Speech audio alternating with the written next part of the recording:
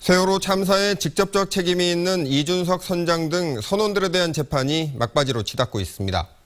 수백 명이 구속되고 입건되는 등 사상 유례없는 수사와 재판이 진행되고는 있지만 정부와 국가는 세월호 참사와 관련해 과연 합당한 책임을 지고 있느냐, 이 물음은 여전히 의문으로 남아 있습니다. 집중 취재 계속해서 송정근 기자입니다. 검찰은 선원의 조타 실수가 세월호 참사의 결정타인 것으로 보고 있습니다. 증개축가 과적으로 보건성이 원래 안 좋은 배였는데 미숙한 선원의 조타 실수로 배가 급격히 쏠려 침몰했다는 것입니다.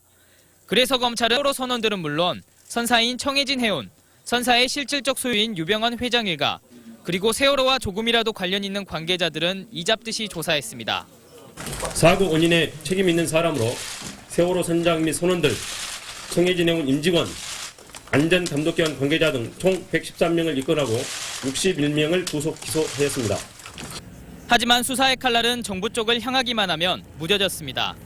목포 해경 1, 2, 3정 정장과 진도 VTS 해경들을 기소했고 언딘의 일감을 몰아준 혐의로 해경 차장을 재판에 넘기기는 했지만 더 이상 나아가지는 못했습니다. 세월호 선원이나 유병헌 씨 관련된 일이라면 직접적이든 간접적이든 가리지 않고 수사를 했던 것과 비하면 대조적입니다. 검찰은 국정원 개입설, 해군 등 전문 인력이 늦게 투입된 점, 유병헌 씨의 정치권 로비 의혹에 대해 검찰은 범죄가 성립되기 어렵다거나 의도가 있었다고 보기 어렵다고 비켜갔습니다.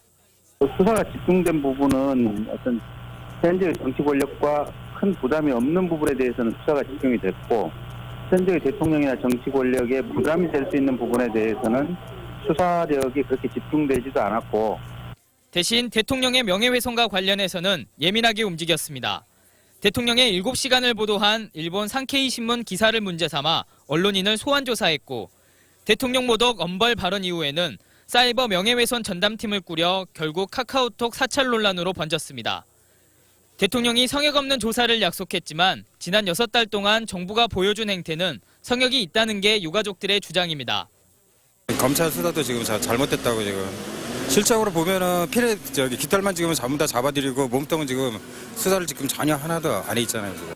세월호가 바닷속으로 침몰한 이후 단 한 명도 구해내지 못한 정부는 각종 의혹과 비판에 대처하는 데 있어서도 신뢰를 주지 못했습니다. 국가란 무엇인지에 대한 질문에 대한 답을 구하기가 더 어렵게 됐습니다. MBC 뉴스 송정근입니다.